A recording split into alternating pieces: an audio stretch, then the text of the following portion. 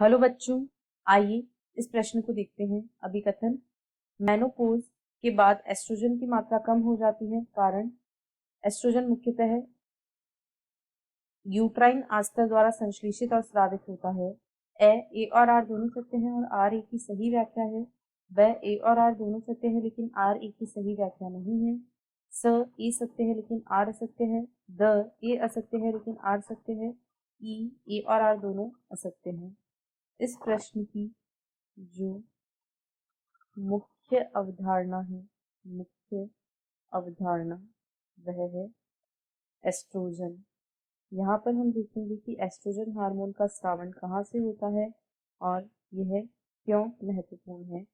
तो oestrogen hormone मुख्यतः वृद्धि करती हुई अंडाशयी पुटिकाओं द्वारा स्रावित होता है। यह मुख्यतः वृद्धि करती हुई अंडाशयी फॉलिकल्स या पुटिकाओं या इन्हें हम फॉलिकल्स भी कह सकते हैं। तो ये वृद्धि करती हुई अंडाशयी पुटिकाओं द्वारा स्रावित होता है।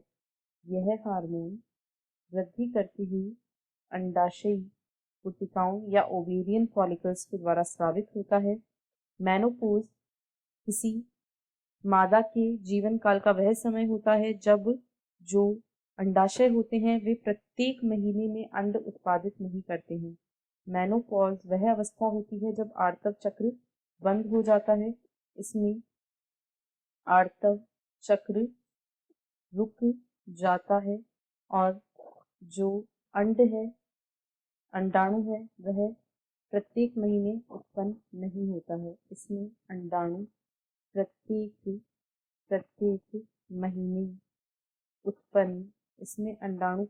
महीने उत्पन्न नहीं होता। साथ ही साथ जो अंडाशय हैं उनमें अंडाशय में पुटिकाओं की संख्या बहुत ही कम हो जाती है।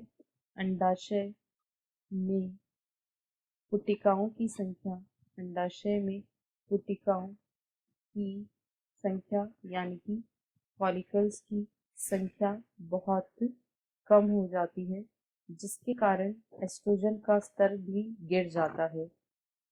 अब यदि प्रश्न को देखें तो अभिकथन में कहा गया है मेनोपॉज के बाद एस्ट्रोजन की मात्रा कम हो जाती है।